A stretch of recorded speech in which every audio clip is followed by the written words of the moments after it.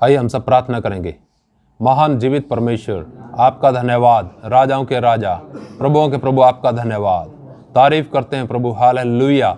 धन्यवाद आपकी भलाइयों के लिए, धन्यवाद आपके प्रेम के लिए, धन्यवाद आपकी कृपा के लिए, धन्यवाद आपकी दया के लिए, आपकी करुणा के लिए धन्यवाद करते हैं महान जीवित परमेश्वर, हालेलुया। धन्यवाद धन्यवाद धन्यवाद धन्यवाद धन्यवाद धन्यवाद, हालेलुया। धन्यवाद यीशु, धन्यवाद धन्यवाद धन्यवाद धन्यवाद। तारीफ तारीफ तारीफ तारीफ तारीफ तारीफ तारीफ तारीफ तारीफ तारीफ तारीफ तारीफ। धन्यवाद धन्यवाद धन्यवाद धन्यवाद धन्यवाद धन्यवाद धन्यवाद धन्यवाद, हालेलुया हालेलुया। धन्यवाद महान जीवित परमेश्वर, आपका धन्यवाद धन्यवाद धन्यवाद धन्यवाद धन्यवाद धन्यवाद धन्यवाद धन्यवाद। तारीफ तारीफ तारीफ तारीफ तारीफ तारीफ तारीफ तारीफ तारीफ, हालेलुया। धन्यवाद धन्यवाद धन्यवाद धन्यवाद प्रभु, आपका धन्यवाद हो, हालेलुया। आपकी तारीफ हो महान जीवित परमेश्वर, हालेलुया। इस समय के लिए आपका धन्यवाद करते हैं। आज की सुबह आपके चरणों में आते हैं मेरे प्रभु, आपका धन्यवाद हो, हालेलुया। हर बात के लिए धन्यवाद करते हैं। आप धन्यवाद के योग्य, आदर और महिमा के योग्य परमेश्वर, आपका धन्यवाद प्रभु। हर बात के लिए धन्यवाद करते हैं प्रभु। प्यारे परमेश्वर, हम सबके हृदय धन्यवाद से भरे रहें प्रभु, हालेलुया। प्रभु, आपने ये सांसें दी उसके लिए धन्यवाद प्रभु, ये जीवन दिया उसके लिए धन्यवाद प्रभु, अपने चरणों में बैठने का सौभाग्य दिया उसके लिए धन्यवाद मेरे प्रभु, हालेलुया। प्रभु जी, आज की सुबह हम सब एक एक को आपके हाथ में सौंपते हैं। पवित्र आत्मा जी, आप हमारे शिक्षक हैं, आप सिखाएं, आप समझाएं, हमारे हृदय रूपी पट्टियों पर यह वचन लिखे जाएं, हमारे जीवन और व्यवहार में वचन उतरने पाएं। मेरे प्रभु दयालु परमेश्वर, आपका धन्यवाद। कृपा करें प्रभु। धन्यवाद प्रार्थना सुनने के लिए। प्रार्थना प्रभु यीशु के नाम से मांगते हैं, आमीन। एक भजन गाएंगे, दुनिया का डेरा छोड़कर एक दिन पहुंचूंगा मैं अनंत घर। 20 नंबर हमारे गीत की किताबों में। दुनिया का डेरा छोड़कर एक दिन पहुंचूंगा मैं अनंत घर। दुनिया का डेरा छोड़कर एक दिन पहुंचूंगा मैं अनंत घर। गाऊंगा खुशी से वहाँ जय गान, क्लेशों पर जयवंत होकर। गाऊंगा खुशी से वहाँ जय गान, क्लेशों पर जयवंत होकर। दुनिया का सुख ना चाहूं, दौलत इज्जत ना चाहूं। दुनिया का सुख ना चाहूं, दौलत इज्जत ना चाहूं। चलना मुझे है यीशु के कदमों पर। सर्वस करता तुझे अर्पण, जके विधाता प्रभुवर। सर्वस करता तुझे अर्पण, जके विधाता प्रभुवर। दुनिया का डेरा छोड़कर एक दिन पहुंचूंगा मैं अनंत घर। नफरत से मेरे अपने मुझसे अपना मुंह मोड़े। नफरत से मेरे अपने मुझसे अपना मुंह मोड़े। ठुकरा के मुझको गैरों की तरह। मेरे यीशु की बाहों में जल्द ही रहूँगा मैं हर पल। मेरे यीशु की बाहों में जल्द ही रहूँगा मैं हर पल। दुनिया का डेरा छोड़कर एक दिन पहुंचूंगा मैं अनंत घर। धरती और सारी सृष्टि निश्चय उस दिन बदलेगी। धरती और सारी सृष्टि निश्चय उस दिन बदलेगी। होगा प्रभु से जब मेरा मिलन। जाऊंगा पंछी के समान उड़कर। होगा महिमा में रूपांतर। जाऊंगा पंछी के समान उड़कर। होगा महिमा में रूपांतर। दुनिया का डेरा छोड़कर एक दिन पहुंचूंगा मैं अनंत घर। गाऊंगा खुशी से वहाँ जय गान, क्लेशों पर जयवंत होकर। हालेलुया। प्रभु का धन्यवाद। हालेलुया। प्रभु की स्तुति हो। ये भजन अभी हमने गाया, दुनिया का डेरा छोड़कर एक दिन पहुंचूंगा मैं अनंत घर, और गाऊंगा खुशी से वहां जय गान, क्लेशों पर जयवंत होकर। जिस प्रकार से इस भजन लिखने वाले ने ये कल्पना की है, कभी आपने भी कल्पना की है कि जब मैं जाऊंगा यह घर छोड़ के अनंत घर में जाऊंगा और उस अनंत घर में आनंद के साथ मैं स्तुति करूंगा, आराधना करूंगा, भजन गाऊंगा, प्रभु के साथ रहूंगा, निवास करूंगा। कैसी ऐसी कल्पनाएं कभी की हैं? प्रभु का धन्यवाद, हालेलुया। क्यों ऐसा होता है कि हम इस प्रकार से अपना जीवन नहीं बिताते? थोड़ा रहता है कहीं विश्वास में कमी, थोड़ा रहता है संसार के अंदर प्रेम, थोड़ा आकर्षण, थोड़ा खिंचाव संसार का, दुनिया की बातें, चिंताएं, भय, दुनिया की सारी चीजें लगी रहती हैं, जिससे हम वो जीवन जो प्रभु देता है उसका आनंद नहीं उठा पाते। प्रभु जी ने बोला मैं इसलिए आया कि वे जीवन पाएं और बहुतायत से पाएं। क्या हम अपने जीवन के अंदर चिड़चिड़ाहटपन महसूस करते हैं, उलझन महसूस करते हैं, चिंताएं महसूस करते हैं? हमें अपने जीवन को परमेश्वर के वचन की छाया में देखना चाहिए। जब हम अपने जीवन को जांचते हैं परमेश्वर के वचन की छाया में, तब हमें सही मार्ग मिलता है। लेकिन हम कोशिश क्या करते हैं, अपने जीवन की बजाय दूसरे लोगों के जीवन को जांचने की कोशिश करते हैं, जो सही तरीका नहीं है। थोड़ा हम देखेंगे आज की परिस्थितियों में हम किस प्रकार से जीवन व्यतीत कर रहे हैं। आज भय का माहौल है, आज बड़ी चिंता का माहौल है, लोग चिंता में पड़े हैं कि होगा क्या, होगा क्या। पिछले दिनों लॉकडाउन लगा, फिर लॉकडाउन लगा, लॉकडाउन पे लॉकडाउन लगते जाते हैं। लोग काम धंधा अपना छोड़ रहे हैं, छूट रहा है उनका काम धंधा, क्योंकि उतना समय मिलता नहीं है। बहुत सारी बातें हैं जिसके कारण मनुष्य के अंदर भय समा जाता है अपने भविष्य को लेकर के। बहुत से लोग हैं, और जब बाद में भी इस वचन को सुनेंगे तो जरूर परमेश्वर उनकी भी आंखों को खोले, उनको भी समझाए। जब हम समझ प्राप्त कर लेते हैं, जब हमारे समझ में आ जाता है कि परमेश्वर है क्या, तब फिर भय दूर होता है। लेकिन जब तक नहीं आता ना, तब तक भय ही है। थोड़ा पढ़ेंगे जो हमने आज ये पढ़ा है 121 भजन संहिता, इसको दोबारा से पढ़ेंगे थोड़ा। लिखा है 121 भजन संहिता में, मैं अपनी आंखें पर्वतों की ओर लगाऊंगा, मुझे सहायता कहां से मिलेगी। क्या कभी आपके जीवन के अंदर यह सवाल आया, उठा कि मुझे सहायता कहां से मिलेगी? हालेलुया, प्रभु की स्तुति हो, परमेश्वर का धन्यवाद हो। हम अपने जीवन में विभिन्न प्रकार की कठिनाइयों से, परेशानियों से जूझते रहते हैं। चिंताएं अनेक, जैसा व्यक्ति वैसी चिंताएं, ठीक। लेकिन कहां हम ध्यान करें, क्या करें? एक्शन करने के लिए, उस पर एक्ट करने के लिए, उस पर अमल करने के लिए जरूरी है हमें प्रयत्न करना। चिंता क्या करेगी? चिंता में फिर क्या हो जाएगा? बड़ी समस्याएं पड़ जाती हैं। बहुत सारी बीमारियों की जड़ तो चिंताएं हैं, बहुत सी बीमारियों की जड़ तो चिंताएं हैं। तो जो परमेश्वर के जन हैं, हर परिस्थिति में चाहे जो मर्जी हो, क्या जो परिस्थितियां हैं, जो हालात हैं, जो कठिन बातें हैं, वो सबके ऊपर परमेश्वर है कि नहीं है, या उससे नीचे है? सारी चीजों को वो नियंत्रण कर सकता है कि नहीं? कर सकता है कि नहीं? तो हम अपनी आंखें कहां लगाएं? वचन कहता है, मैं अपनी आंखें पर्वतों की ओर लगाऊंगा, मुझे सहायता कहां मिलेगी? कहां से मिलेगी? पर्वतों की ओर मतलब समझ रहे हैं? पर्वत दिखाते हैं चिंताओं को, ठीक है, चिंताओं को दिखाते हैं पर्वत। जब हमें नजर आती है चिंताएं, तो मैं फिर क्या करूं कि मुझे क्या मिले? सहायता मिले। बड़ी कठिन कठिन परिस्थितियां मनुष्य के ऊपर आती हैं, उस समय परमेश्वर हमारे विश्वास को परखता है। ये देख लेना आप, परमेश्वर क्या करता है? ऐसे हालात में ले जाके हमें परखता है, तब देखता है कि इसका विश्वास कहां है। तो हमारा विश्वास किसके ऊपर होना चाहिए?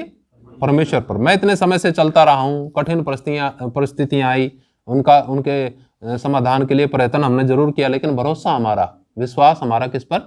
परमेश्वर। परमेश्वर ना हमारे साथ हो तो हमारा जो है हर एक कार्य क्या हो, निष्फल हो, हमारा चलना बेकार है, हमारा सुसमाचार सुनाना बेकार है, जो भी कार्य है वो भी करना बेकार है अगर प्रभु की उसके अंदर इच्छा नहीं है तो। ठीक है, तो वचन कहता है, प्रभु का दास कहता है कि मैं अपनी आंखें पर्वतों की ओर लगाऊंगा, मुझे सहायता कहां से मिलेगी। आगे लिखा जवाब उसमें, मुझे सहायता यहोवा की ओर से मिलती है, जो क्या है, वो जो आकाश और पृथ्वी का करता है। हालेलुया।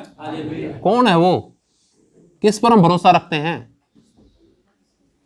जब हमें पूरे तरीके से पता चलता है और समझ खुल जाती है हमारी परमेश्वर के विषय में कि उस पर हमने भरोसा रखा है, तो फिर क्या होता है, हमारा भय दूर होता है।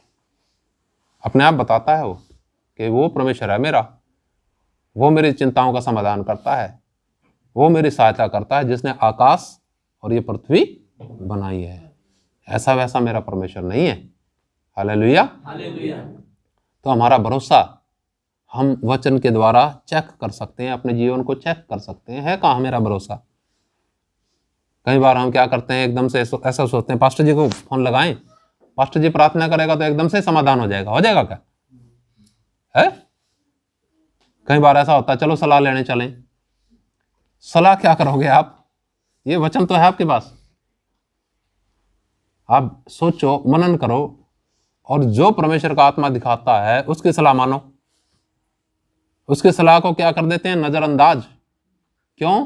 क्योंकि थोड़ा मुश्किल लगती है। ऐसा सोचते हैं पास्टर जी के पास चलें, थोड़ा हमारी शकल देख के कैसी सलाह दे देगा, आसान सलाह दे देगा।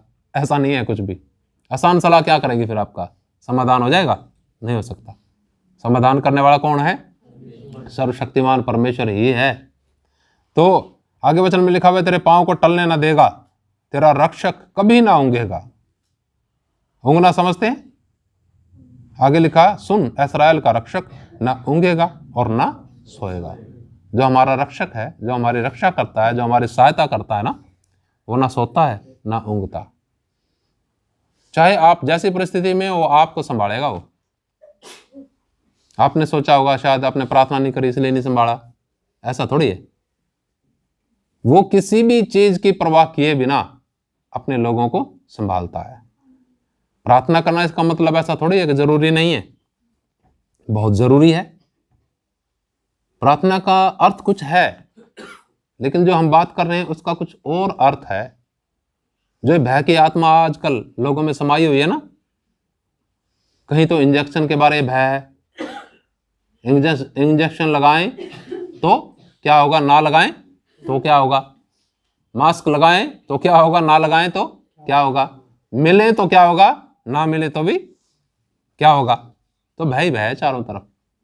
ऐसी परिस्थिति में परमेश्वर का वचन कहता है कि हमारा जो सहायक है, हमारा मददगार जो है ना, जो विश्वास करने वाले हैं प्रभु पर, जिनके मनों में प्रभु जी ने विश्वास डाल रखा है, उन लोगों का रक्षक, उन लोगों का स्वामी कभी ना सोएगा ना कभी ऊंघेगा। हालेलुया।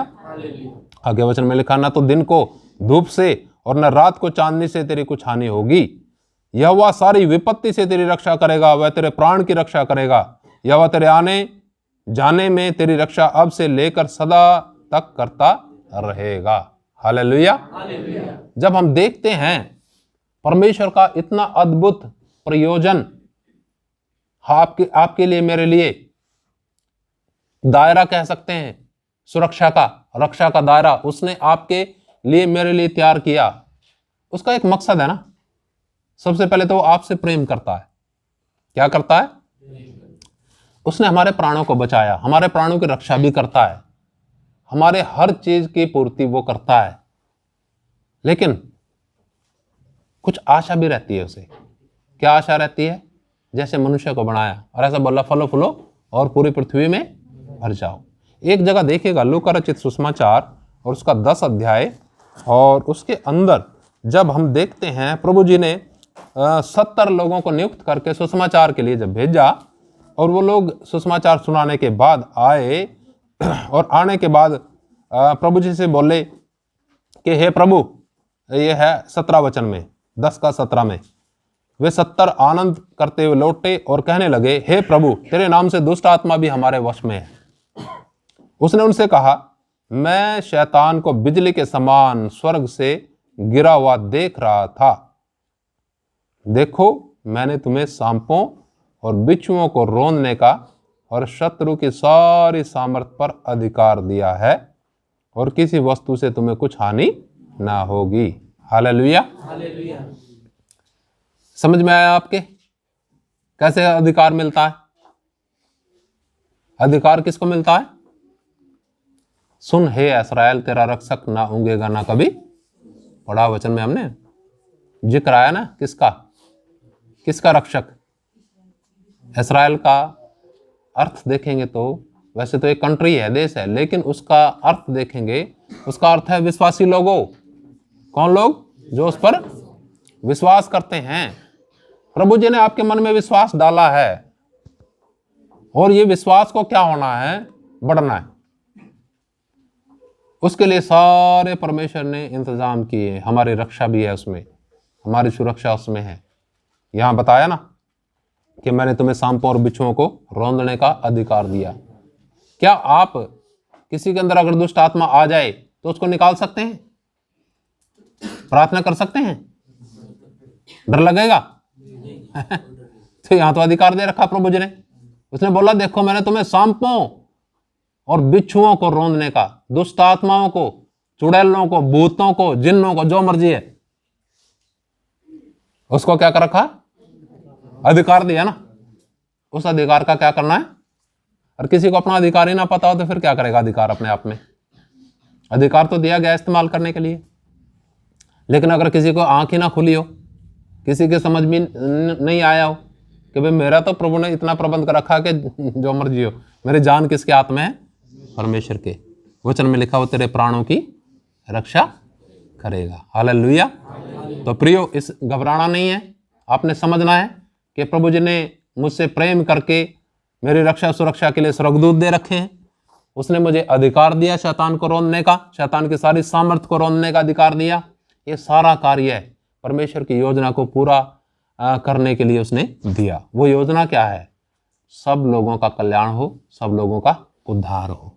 ये हमारे मन के अंदर बात बैठनी चाहिए कि प्रभु जी ने हमसे प्रेम करके हमारा कल्याण किया। क्या वो चाहेगा नहीं कि दूसरे का कल्याण हो? ये 70 लोगों को भेजा था ना प्रभु जी ने, क्या करने के लिए है? क्या करने के लिए भेजा था? यहां लिखा वचन में, जब हम पढ़ेंगे ना इसमें, जिस किसी घर में जाओ तो क्या बोलो? किस चीज का कल्याण हो? उनका संपूर्ण कल्याण हो। मानसिक, आत्मिक, भौतिक, आर्थिक, पूरा कल्याण होना चाहिए। कई बार कल्याण क्यों नहीं होता है? कई बार सोचते हैं आत्मा में तो ठीक ठाक भाई, लेकिन इनका आर्थिक तौर से फिर भी समस्याएं। जो समस्या रहती है ना, हमेशा रहती है, तो श्राप है समझो। समस्या थोड़े समय के लिए आती हैं, चली जाती हैं, तो समझो वो टेस्टिंग है, यानी चेक हो रहे हैं आप और हम। एक बीमारी हमेशा ही लगी रहेगी तो है पाप का परिणाम। माफी नहीं मांगी या लगातार उसमें लगे हुए हैं पाप में, लगातार हैं, तो फिर लगातार का नतीजा भी भुगतो। ठीक है, अगर पश्चाताप करके माफी मांग रखी है तो ठीक ठाक हो जाओगे। वो थोड़े समय की फिर भी आएंगी। वो किसके लिए आएंगी? चेकिंग के लिए आएंगी। तो प्रियो, प्रभु चाहते हैं कि हर एक का कल्याण हो। आपका मेरा कल्याण प्रभु जी ने किया है, और अगर कहीं कोई कसर बाकी है तो प्रभु जी से माफ़ी मांगना है उन पापों के लिए जिनके कारण ये जो श्राप आते हैं, जिनके कारण और भी बहुत से शैतान के बंधन मनुष्य के ऊपर पड़ जाते हैं। तो आज का जो वचन था, आज का वचन सिर्फ इतना था कि आज का जो भय का माहौल है, उस भय के माहौल से हमें छुटकारा कौन देगा? परमेश्वर। सुन, तेरा रक्षक कभी ना ऊंघेगा ना कभी सोएगा। हालेलुया। क्या हम भी कह सकते हैं आज प्रभु के दास दाऊद की तरह कि मैं अपनी आंखें पर्वतों की ओर लगाऊंगा, मुझे सहायता कहां से मिलेगी? सोचिए आप लोग, मुझे सहायता कहां से मिलेगी? मैं भी उस आवाज में आवाज मिलाता हूं कि मुझे सहायता किसकी तरफ से मिलती है? परमेश्वर की, जिसने आकाश और पृथ्वी को बनाया। हालेलुया। आइए आंखें बंद करेंगे। महान जीवित परमेश्वर आपका धन्यवाद, राजाओं के राजा आपका धन्यवाद, सर्व सामर्थी परमेश्वर आपका धन्यवाद। आज के वचन के लिए, सामर्थी वचन के लिए धन्यवाद करते हैं प्रभु। हम सब के जीवनों के अंदर से चिंताएं गायब हो जाएं प्रभु। प्यारे परमेश्वर, हम जानते हैं परीक्षाएं आती हैं, कठिन परिस्थितियां आती हैं, लेकिन किसी भी परिस्थिति में आपने हमें छोड़ा नहीं, आपने संभाला है। और प्रभु जी, हर एक के ऊपर जय प्राप्त करने के लिए अपने स्वर्गीय सामर्थ दी है, उसके लिए धन्यवाद करते हैं। आप अपने बच्चों के साथ हों प्रभु, आप सहायता करें प्रभु। हर एक आपको जानने पाए, समझने पाए, आपकी शक्ति के प्रभाव को, और प्यारे पिता आपको जानने पाए। धन्यवाद। सारी बात आपके हाथ में सौंपते हुए धन्यवाद के साथ प्रार्थना प्रभु यीशु के नाम से मांगते हैं, आमीन। हालेलुया। जय मसीह की। मारनाथा।